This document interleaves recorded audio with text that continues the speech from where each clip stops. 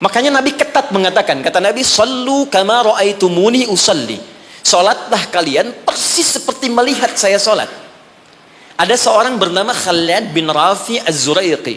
Kisah ini ada di hadis Muslim, nomor hadis 319. Ya, riwayat sahabat Abu Hurairah radhiyallahu taala anhu. Ini ada seorang bernama Khalid bin Rafi Az-Zuraiqi di zaman Nabi. Datang ke masjid, salat di samping Nabi. Wan nabiyyu fi nahiyatin ukhra minal masjid. Jadi Nabi sedang duduk di sisi lain, dia salat kurang lebih di sinilah. Begitu selesai salat, sallama yaminan wa samala, dia salam ke kanan dan ke kiri, thumma atan nabiyya sallallahu alaihi wasallam. Lalu dia mendatangi Nabi sallallahu alaihi wasallam, fa sallama ilaihi. Dia mengatakan, "Assalamu alayka ya Rasulullah." Apa jawab Nabi? Perhatikan kalimatnya. "Wa alaikas salam wa rahmatullah, irji' salli fa innaka lam tusalli." Kata Nabi, "Wa alaikassalam wa rahmatullah," kamu sholat lagi karena engkau belum sholat. Padahal orang ini sudah sholat dari takbir sampai selesai salam. Lalu dia mengulang sholatnya sampai 3 kali. Jadi sekali selesai datang, Nabi minta sholat lagi. 2 kali selesai datang, kata Nabi ulangi lagi. Sampai yang ketiga dia katakan, "Ya Rasulullah ma uhsinu ghairah." Ya Rasulullah, saya nggak bisa lebih bagus dari apa yang saya kerjakan tadi. Sampai sini kemampuan saya. Alimni, tolong ajarkan saya bagaimana sholat yang benar. Jadi kalau sekedar sholat saja dibuka dengan takbir, ditutup dengan salam dan dianggap benar, mustahil Nabi akan seketat seperti menyampaikan tadi. Kata para ulama, kalau ada ibadah diminta ketat menunaikannya, pasti ada hikmah besar yang ada di belakang atau di balik ibadah yang dikerjakan itu. Lalu diajarkan oleh Nabi bahkan dari mulai wudhu, teman-teman. Kata Nabi, "Asbighul wudhu." Kata para ulama, ini menunjukkan orang ini bukan cuma dari berdirinya yang keliru, dari wudhunya pun ada yang salah.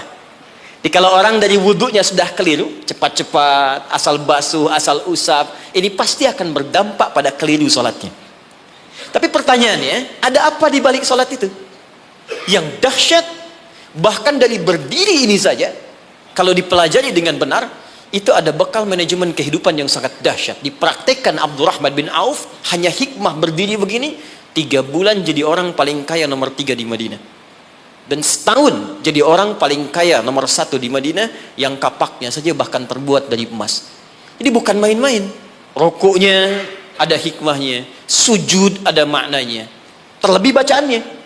Karena itu ketika Allah menyebutkan perintah solat dalam Al-Quran, ada sindiran yang halus tapi tajam. Kata Allah, akan ada orang solat nanti bahkan tidak mengerti apa yang ia ucapkan dan ia lakukan dalam solatnya. Jadi bagaimana kita bisa khusyuk dalam solat kalau yang kita baca pun tak kita pahami? Nah, apa manfaat di balik itu? Ada kesuksesan di situ. Ada kebahagiaan, falah.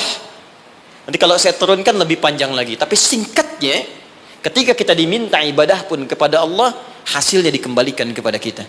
Jadi kalau orang dengar suara adzan, tahu bahwa sholat itu kunci kebahagiaan, mustahil ada orang yang malas untuk menunaikan sholat. Bukankah pemilik kebahagiaan Allah? Bukankah yang punya rizki Allah?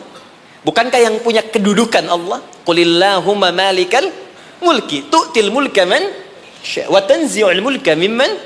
Katakan Muhammad pada hamba-hambaku, katakan Muhammad pada semua umatmu, aku yang punya kedudukan.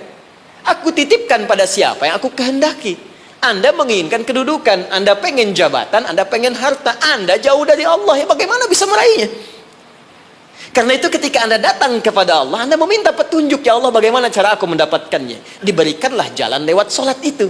Makanya dalam sholat ada bacaan membimbing bagaimana dapat rizki yang benar, warzuqni.